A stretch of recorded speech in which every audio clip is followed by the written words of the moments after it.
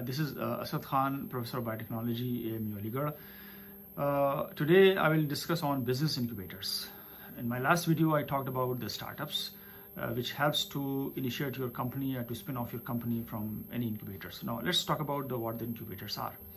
So the business incubators are the organizations, are the platforms, are the places where you can incubate your idea, or you can initiate your startup having the facility provided by the incubators.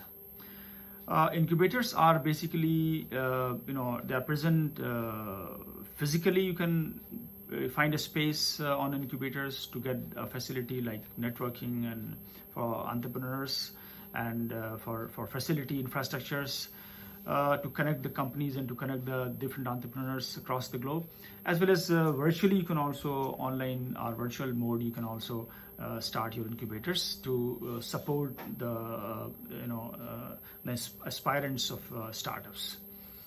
The National Business Incubation Association has more than 1,400 members in the United States and over 1,900 members in about 60 nations across the globe. And they are supporting these incubators one way or the other. And these incubators are basically having ambience for developing or nurturing the business mind of the youngsters, those who are having the innovative ideas in their mind. Now, as far as the funding is concerned, as I have talked in my last video, that you need funds to initiate your startup, and it depends on how big the startup is and what is the modalities involved in the startups to initiate. Accordingly, you need funds. So funding could be, you can have a personal saving, you can have family friends fundings, and then you can have crowdfundings. Angel investors are very common. Angel investors are common to provide the funds to the incubators or to the incubatees, those who incubate in the incubators for the startups.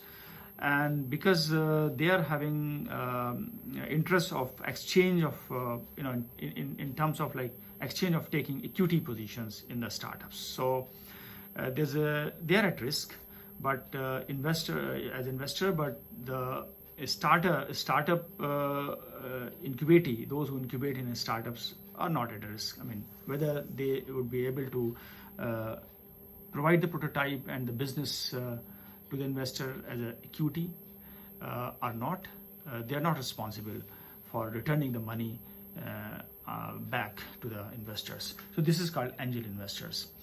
Then you can have crowdfundings, and then we have venture capitals.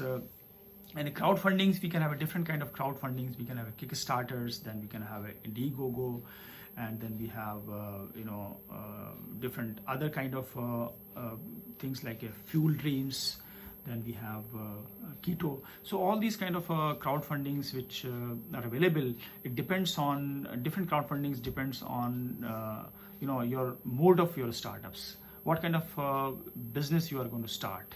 So it depends on that. You have to choose the crowdfunding, and these fundings will support you to initiate your idea in the incubators. And then once you develop your prototype and once you start your business in an incubator, then you can spin off your company as independent organization.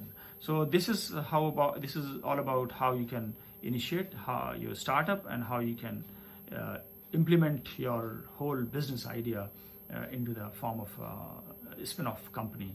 So this is an important message to all youngsters, students, those who graduated, no matter whether they are PhD or masters or are graduate or postgraduate, but even at any stage of life, you can have your idea and incubate it somewhere and get it proved through incubators and initiate your startup companies. Thank you.